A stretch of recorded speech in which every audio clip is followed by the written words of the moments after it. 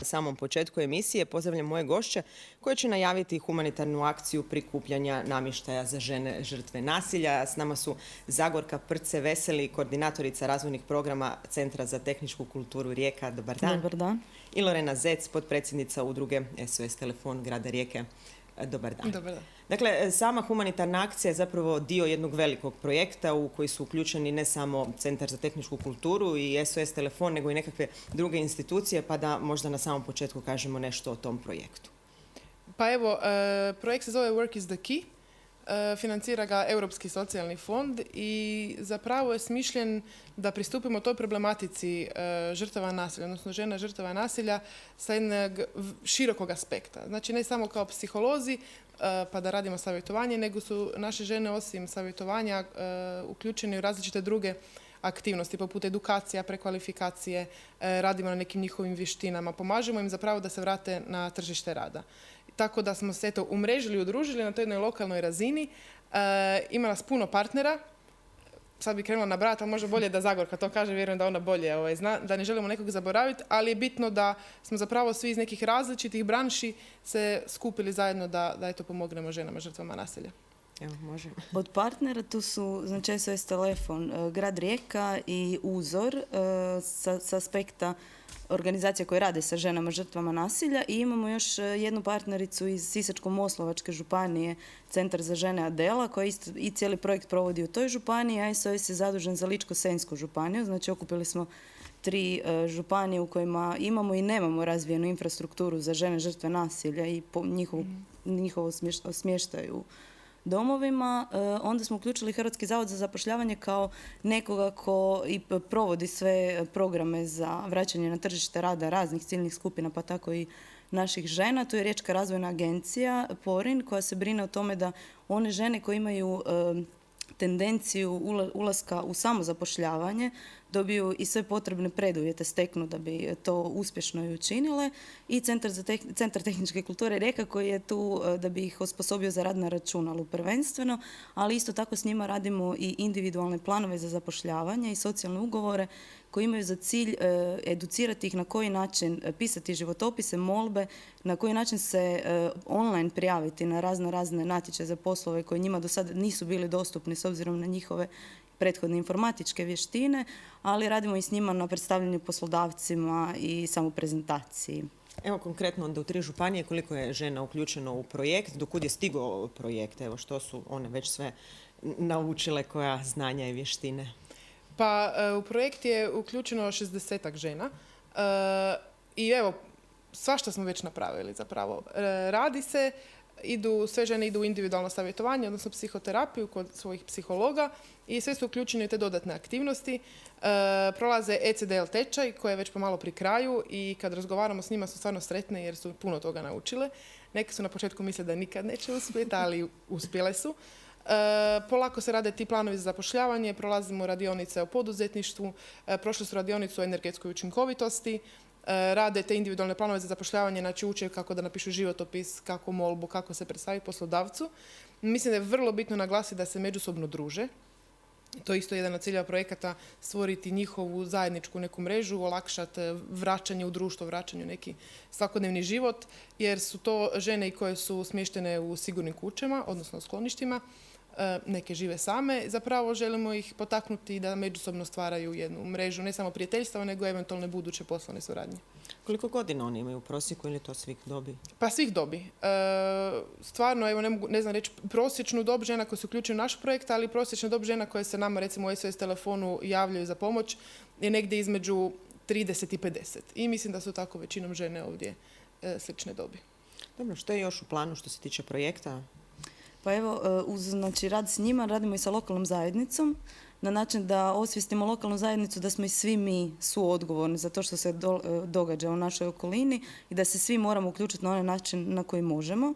Pa tako imamo i ovu humanitarnu akciju prikupljanja namještaja koja će biti otvorena sve dok ne prikupimo sve što nam treba za te žene.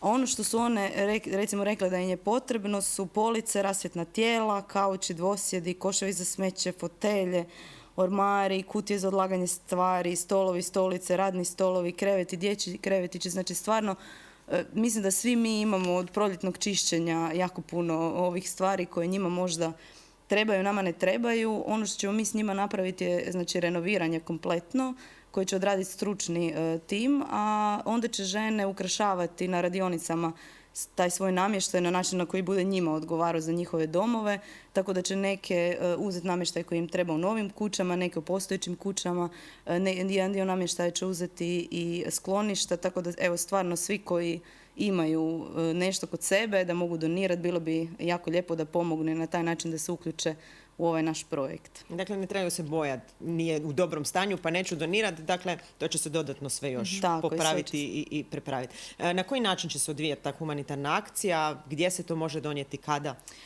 Namještaj se može donijeti cijeli dan s tim da treba uz prethodnu najavu na broj telefona 051 634 336. To je telefon Riječke razvojne agencije Porin koja u svojim skladištima drži namještaj sav koji je doniran i koja će transportirati dalje taj namještaj u firmu koja će odraditi grube radove prije nego što mi počnemo raditi radionice renoviranja namještaja sa ženama. Dobro, recimo i to da je taj cijeli projekt zapravo projekt Europske unije, vi ste ga kandidirali, kako je to proteklo, čija je zapravo bila ideja? Ma ideja se rodila još davno, međutim sad smo se nekako skupili prošle godine tamo negdje oko Božića, smo prijavili taj projekt i u 8. mjesecu smo dobili pozitivno rješenje i odmah smo krenuli sa samom implementacijom projekta. Znači zajednički smo stvarno, svi partneri su sjedili na sastancima i planirali aktivnosti s obzirom da svaki partner zna nešto iz svog dijela djelovanja, ali ne zna cjelokupni taj jedan program složiti samostalno. Znači ono što mislimo da je najveća prednost projekta je to umrežavanje i nadamo se da ćemo uspješno nastaviti s ovim projektom i kasnije. Inače potporu nam daje i grad Rijeka koji sam zaboravila kao partnera. Tu imamo čak 2 odjela, odjel za poduzetništvo i odjel za socijalnu politiku, za zdravstvo i socijalnu skrb. Tako da i oni su aktivno uključeni s nama i prate šta radimo. Imamo evaluaciju na kraju cijelog programa, da li je on dobar, da li je održiv, da li je stvarno ženama pomogao. Ono što za sad vidimo je da rade velike pomake i velike korake. Dugo se već radi s njima, uvijek su pomaci nakon jednog dugogodišnjeg izbivanja iz nekog socijalnog života, stvarno su spori, ali jako dobro napreduju i zadovoljni su. I evo, sljedeći mjesec ćemo s njima posjetiti socijalnu zadrugu Humana Nova u Čakovcu. Znači imaju i aktivnosti u kojima će se upoznavati sa pozitivnim primjerima socijalnog poduzetništva u Republici Hrvatskoj, tako da je i to jedan od načina kako se mogu one međusobno umrežiti, a ne samo mi kao organizatori koji bi mogli njima pružiti pomoć na njihovom putu prema osamostaljenju. Evo, kad očekujete da bi se možda prva žena mogla zaposliti? Za što su one najveći interes pokazale za tu nekakvu prekvalifikaciju i učenje? Pa, teško je to reći, jer ne ovisi zapravo samo o njima. Svi znamo kakva je situacija na tržištu rada. Po meni je velik korak da se one uopće se aktivno uključile u ovakav način. Od njih se dosta zahtijeva. One svaki tjedan imaju neku aktivnost. Znači, traži se da budu redovne, da dolaze, da uče, rade na sebi, na svojim vještinama, na znanjima. Tako da očekujem da kad izađu iz projekta da će imati to jedno, ako ništa veće, samopouzdanje. Jer će naučiti stvarno svašta i imati neka znanja koje poslodavci traže. Tako da mislim da ne bi bilo fair reći očekujemo da će se sve zaposliti ili evo očekujemo da će se sutra neko zaposliti, promijeniti zanimanje.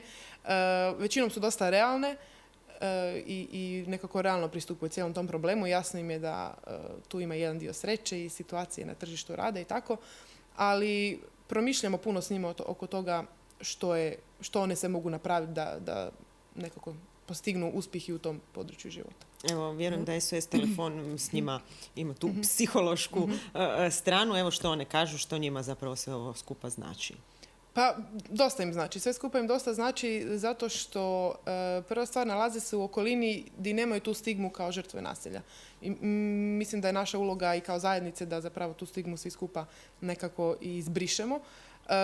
Ako imate ženu koja je dugo bila žrtva nasilja i živjela u braku gdje eto njen muž ili partner joj nije dao da radi ili joj nije dao da samo raspolaže svojim budžetom i onda ona dođe se zaposliti jer eto otišla je, smogla je tu snagu i hrabrost, napravila veliku stvar, otišla je od nasilnog partnera i onda dođe na razgovor za posao i poslodavac pita a di ste do sad radili, a ona eto u svojim 40-ima kaže nigdje. I onda s druge strane muk i tišina, tako da mislim da njima puno znači to što se uzimaju u obzir sve te njihove stvari koje su se u prošlosti dogodile. Naravno da to ne znači da zbog toga im trebamo raditi neke ustupke. Ne, mi smo svi ljudi i mislim da moramo biti ravnopravni u svemu, ali eto dana im može dodatna mogućnost da u sigurnom okruženju s ljudima koji su pravi stručnjaci u tom području rade nekim svojim tempom, da ih se potiče, da im se daje mogućnost da uspiju u onom što rade. Da, barem prilika da su ravnopravne. Pa unatoč tome svemu, evo, kroz individualno smo vidjeli da se 5 žena već zaposlilo. Istina, ne dugotrajno, nije to zaposlenje za stalno, ali i dobili su 6-mjesečne ugovore, pa ćemo vidjeti što će biti dalje. One nakon što se zaposle imaju pomoć u zadržavanju posla od nas, tako da to individualni planovi za zapošljavanje u biti traju i poslije samog zaposlenja, da ih se prati, da ih se pomaže, jer su to nove situacije u kojima se one nisu nalazile. Znate da na poslu isto može biti nekih međuljudskih odnosa koji im nisu odgovarajući, one su dosta osjetljive na to, tako da radi se i na tom nekom koraku i poslije samog zaposlenja kroz projekt. Evo, i na samom kraju podsjetimo još jedanput na humanitarnu akciju, dakle poziv svima koji žele donirati svoj namještaj ženama žrtvama nasilja, mogu ga donijeti u razvojnu agenciju Korin, još jedanput broj telefona 634-336. Hvala vam na dolasku, sretno i u humanitarnoj akciji u projektu. Hvala vama.